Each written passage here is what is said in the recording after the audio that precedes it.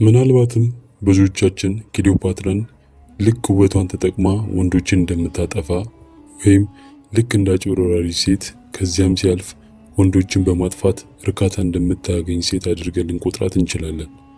ሆኖም ለክሊዮፓትራ የተሰጡት እነዚህ ስሞች ሁሉም የተሳሳቱ ነበሩ።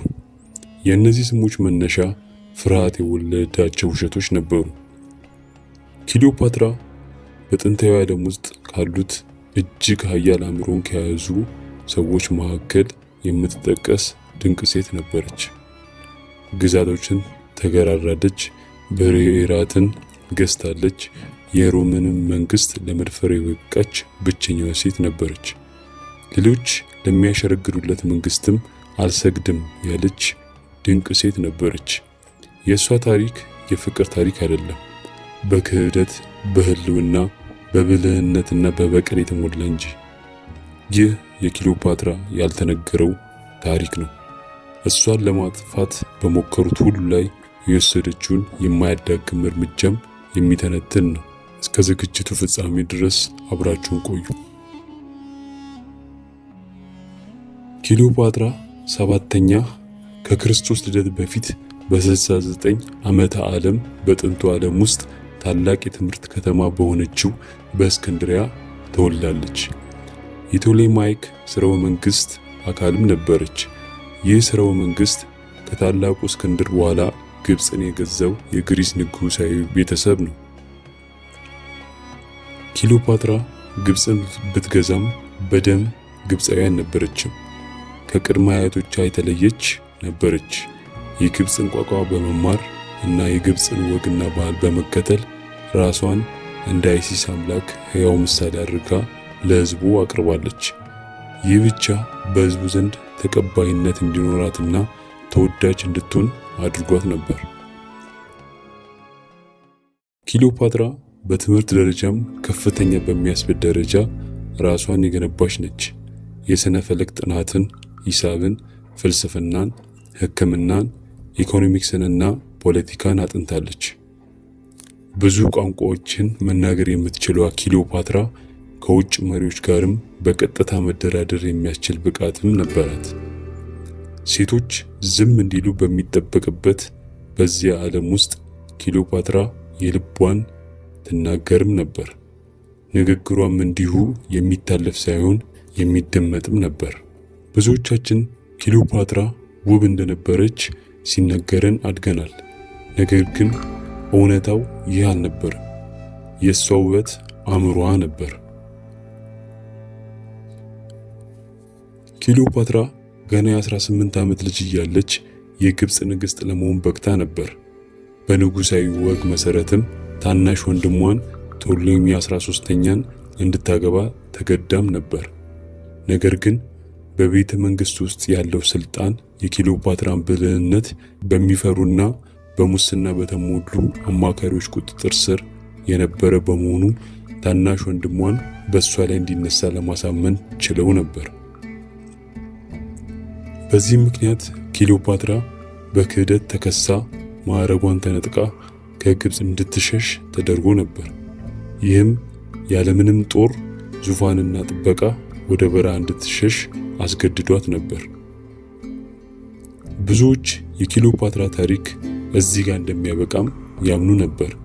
ነገር ግን የክሊዮፓትራ ታሪክ የጀመረው እዚህ ጋር ነበር። ክሊዮፓትራ በግዞት ላይ ባለችበት ወቅት የሮሙ መሪ ጁልየስ ቄሳር ወደ ግብፅ ሀገር ሄዶ ነበር። በወቅቱ ሮም በምድር ላይ እጅግ ኃያል የሚባል ግዛት የነበራት ሀገር ስትሆን ቄሳር ደግሞ እጅግ የሚፈራው መሪዋ ነው። የቄሳር ግብፅ ሀገር መምጣት ያወቀችው ክሊዮፓትራ ይህ የምታንሰራራበት ትልቅ እድሏ እንደሆነ ለመረዳት ብዙ ጊዜ አልፈጀባትም ነበር። ከዚያ በኋላ ነው እንግዲህ በታሪክ ውስጥ እጅግ ድፍረትን የሚጠይቀውን ድርጊት የፈጸመችው። ራሷን በተጠቀለለ ምንጣፍ ውስጥ ደብቃ ቄሳር ወዳለበት ቤተ መንግስት በድብቅ ራሷን ለማስገባት ችላለች። ምንጣፉ ሲከፈትም ክሊዮፓትራ በቄሳር ፊት በተረጋጋ መንፈስ በራስ መተማመንና ያለምንም ፍርሃት በፊቱ ለመቆም በቅታለች። በፊቱም ቆማ ያለምንም ፍርሃት የደረሰባትን ክህደት፣ የተሰረቀችውን ዙፋንና ግብጽ ለሮም ያላትን አስፈላጊነት በሚገባ አስረድታለች። ታዲያ ቄሳር የተደነቀው በመልኳ ሳይሆን በብልሃቷና በድፍረቷ ነበር። በመጨረሻም ቄሳር ከክሊዮፓትራ ጎን ለመቆም ፈቃዱን ገልጾላታል። በቄሳር እርዳታም ክሊዮፓትራ ወደ ነበረችበት ስልጣን ለመመለስ በቅታለች። ወንድሟ ቶሎሚ 13ኛም በወቅቱ በተፈጠረው ግጭት በናይል ወንዝ ውስጥ ገብቶ ሊሰምጥ ችሏል። ጠላቶቿም በመጨረሻ ሊደመሰሱ ችለዋል። ይህ የክሊዮፓትራ የመጀመሪያ በቀል ነበር።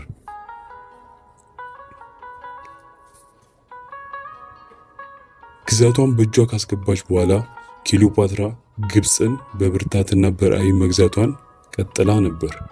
የሀገሪቱን ኢኮኖሚ እንደገና በመገንባት የንግድ መስመሮችን በማስጠበቅ የባህር ኃይልን በማጠናከርና ግብጽን ከሮም ጋር በማስተሳሰር ታላቅ ሀገር ለማድረግ ሞክራለች።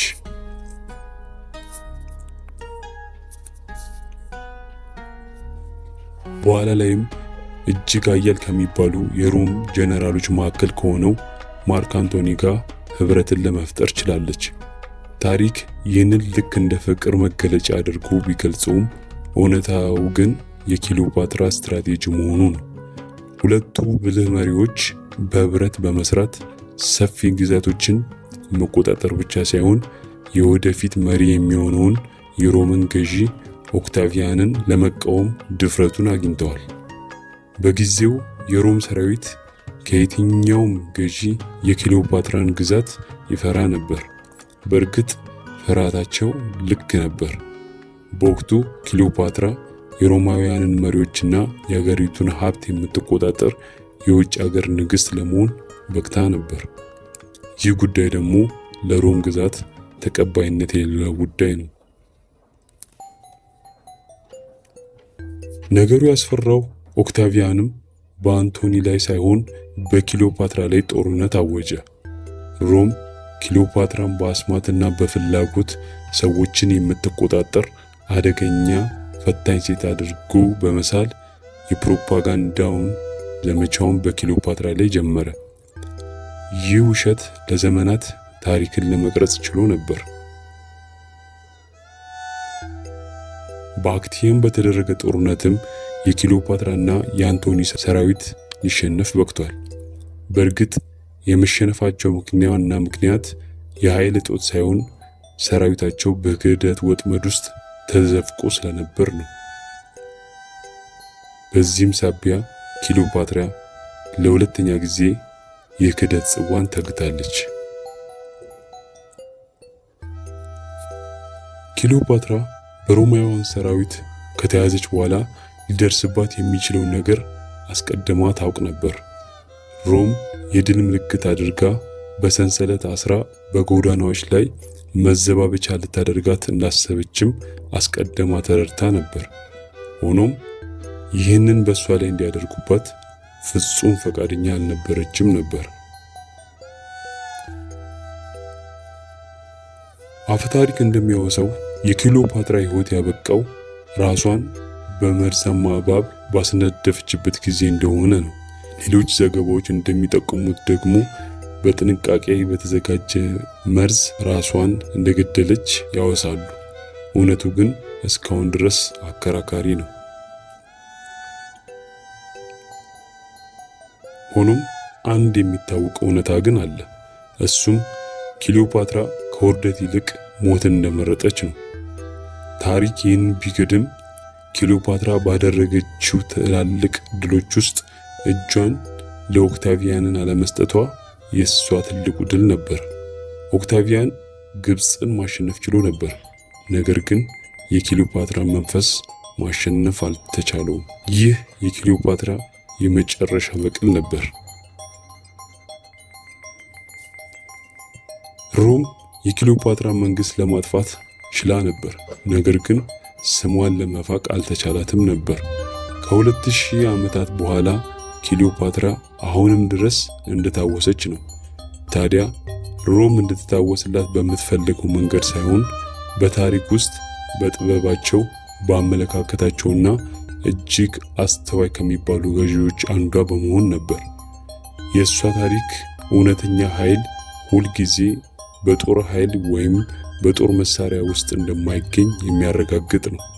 ነገር ግን በብልህነት በድፍረትና በክብር የሚመጣ እንደሆነም በዛው አረጋግጧል። ክሊዮፓትራ አታላይ ሴት አልነበረችም። ደካማ ሴትም አልነበረችም። የሮም ሰለባም አልነበረችም። ክሊዮፓትራ ከግዛቶች ጋር መዋጋትን የደፈረችና አስፈላጊ በሆነው መንገድ ማሸነፍ የቻለች ድንቅ ሴት ነች። ይህ የክሊዮፓትራ ያልተነገረው የበቀል ታሪክ ነው። ሰላም ቆዩ።